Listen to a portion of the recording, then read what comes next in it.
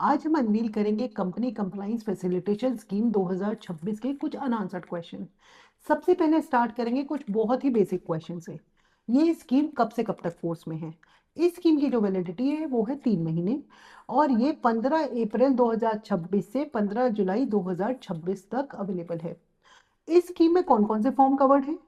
इस स्कीम में basically annual filing के फॉर्म्स, उसके साथ साथ ADT 1 और स्ट्राइक ऑफ वाला फॉर्म STK 2 और डोरमेंसी डिक्लेयर करने वाला फॉर्म MSC 1 कवर्ड है।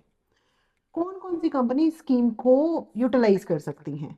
कोई भी ऐसी कंपनी जिसके अगेंस्ट या तो स्ट्राइक ऑफ का फाइनल ऑर्डर ना आया हो, या उसने खुद स्ट्राइक ऑफ का फॉर्म ना भरा हो, या फिर उसने खुद अपने आप डोरमेंसी का स्टेटस अप्लाई ना किया हो, वो उस स्कीम को यूटिलाइज कर सकती हैं। ऑल तो इसमें 2 पॉइंट्स और दिए गए हैं जिनकी कोई खास यूटिलाइजेशन है नहीं। पहला है वैनिशिंग कंपनी, और दूसरा है कंपनी डिसॉल्व परसुएंट टू अमाल्गमेशन।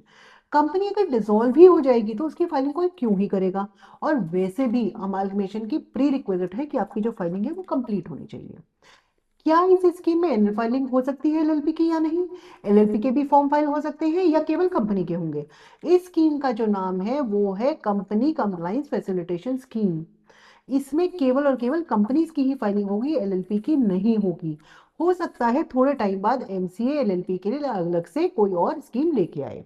इस स्कीम को अवेल करने का मेजर बेनिफिट क्या है? एक तो इस स्कीम की वजह से जो फाइलिंग की कॉस्ट है वो बहुत कम हो जाएगी।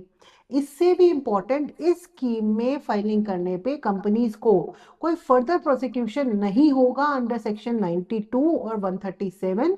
उससे इनको मिल जाएगी इम्यूनिटी। अगर हमारी कंपनी पे ROC ने एडजुडिकेशन का ऑर्डर पास कर दिया है तो हम इस स्कीम को अवेल कर सकते हैं क्या? अगर एडजुडिकेशन का ऑर्डर आ गया है तो आप इस स्कीम को अवेल नहीं कर सकते। बट अगर आपकी कंपनी पे अभी भी एडजुडिकेशन चल रहा है, उसका केवल नोटिस आया है, तो आप विद इन 30 डेज इस स्कीम को यूटिलाइज कर सकते हैं। बट ये स्कीम जो है वो तो शुरू होगी 15 अप्रैल से। तो अगर आपका एडजुडिकेशन का नोटिस 15 मार्च के बाद का है तो ही आपको इसको यूटिलाइज कर सकते हैं, नहीं तो नहीं कर सकते। वैसे अगर प्रैक्टिकली देखो तो इस प्रोविजन का कोई औचित्य बनता नहीं है। जब ये स्कीम ऑलरेडी नोटिफाई हो गई है तो शायद ही कोई नोटिस आएगा इस बीच में, और अगर 15 मार्च से पहले का नोटिस है तो उसका भी कोई फायदा नहीं होगा, क्योंकि नोटिस के विद इन 30 डेज आपको फाइलिंग करनी पड़ेगी इम्यूनिटी लेने के लिए। अगर हम स्कीम में फाइलिंग नहीं करते तो क्या होगा? मिनिस्ट्री ने अपना स्टैंड इसमें बिल्कुल क्लियर कर दिया है कि अगर आप चाहते हो कि आपके अगेंस्ट कोई एक्शन ना हो तो या तो अपनी कंपनी का कंप्लाइंस पूरा कर लो, या उसे डोरमेंट डिक्लेयर करा लो, या उसे स्ट्राइक ऑफ कर लो, नहीं तो आपको भरनी पड़ सकती है एक बहुत ही भारी पेनल्टी, या फिर आपकी कंपनी को कर दिया जाएगा स्ट्राइक ऑफ, और उसके बाद या तो आपको पेनल्टी भरनी पड़ेगी या फिर NCLT में जाके अपनी कंपनी को कराना पड़ेगा रिवाइव। अब कुछ और प्रैक्टिकल क्वेश्चंस। ये नोटिफिकेशन तो अभी आ गया, और इसकी जो इफेक्टिव डेट रखी गई वो रखी गई 15 अप्रैल, जो कि एक बहुत लंबा टेन्योर है, उसके बाद रखी गई है। तो हमें फाइलिंग के लिए 15 अप्रैल का वेट करना चाहिए और 100 रुपीज की पेनल्टी बढ़ते देनी चाहिए, या फिर हम अभी फाइलिंग कर लें? अब ये तो देखो बिल्कुल एक सिंपल सा मैथ्स है। अगर आप अभी फाइल ना करें और 15 अप्रैल या उसके बाद फाइल करें, यानी 15 अप्रैल का वेट करें, तो अप्रोक्सीमेटली 45 डेज का डिले होगा। और जो हमारी पेनल्टी है वो है 100 रुपये पर डे। ठीक है जी। उसके हिसाब से जो पेनल्टी होगी वो 45 डेज की हुई 4500।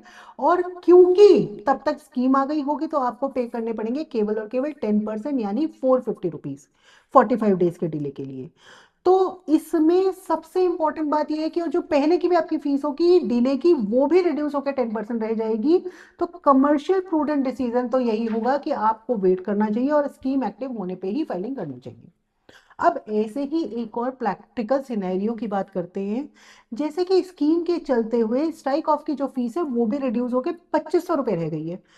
अब ये बताइए कि अगर हमारी जो बैलेंस शीट है वो 31 मार्च को फाइनल हो जाएगी, तो हम स्कीम का वेट करना चाहिए, क्योंकि 31 मार्च के बाद स्कीम आ रही है, तो इससे 31 मार्च की बैलेंस शीट फाइनल करनी पड़ेगी और फाइल करनी पड़ेगी। हम उसके बाद करें या हम स्ट्राइक ऑफ अभी कर दें?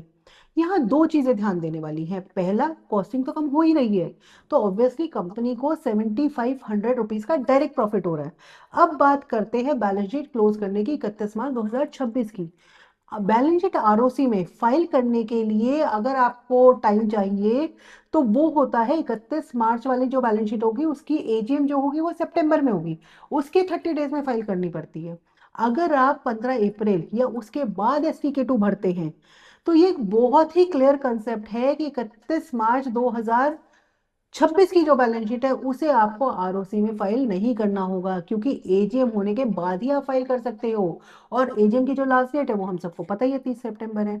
अब अगर एजीएम होने से पहले ही कंपनी स्ट्राइक ऑफ में चली जाती है, इनफैक्ट अगर आप अप्रैल में STK2 फाइल करो तो सितंबर तक शायद कंपनी स्ट्राइक ऑफ भी हो चुकी होगी, उस केस में आपको आरओसी के कोई फॉर्म फाइलिंग की जरूरत नहीं होती है। Just to make it clear, जिस दिन आप STK2 फाइल कर देते हो company under the process of strike off आ जाएगी, उसी दिन से आपको आरओसी की फाइलिंग करने की जो आपकी लाइबिलिटी है वो खत्म हो जाएगी। अब आते हैं सबसे मेजर क्वेश्चन पे, जो शायद मैक्सिमम सीएस के पास आ रहा होगा और हर कंपनी सेक्रेटरी को भी ये लग रहा होगा कि इसे कैसे रिजॉल्व करें। अगर बैलेंस शीट साइन नहीं हुई है तो इस स्कीम को यूज करने में हम कैसे करें, आप कैसे इसे लीगली यूज कर सकते हैं, और आप इस स्कीम को यूटिलाइज कर सकते हैं या नहीं कर सकते हैं।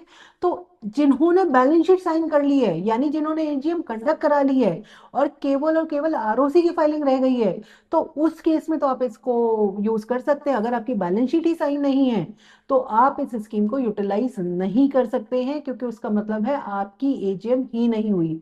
तो ऐसे केस में क्या करें, फाइलिंग करें या नहीं करें, इसका जवाब देंगे हम आपको अपनी नेक्स्ट वीडियो में। Stay tuned, thank you.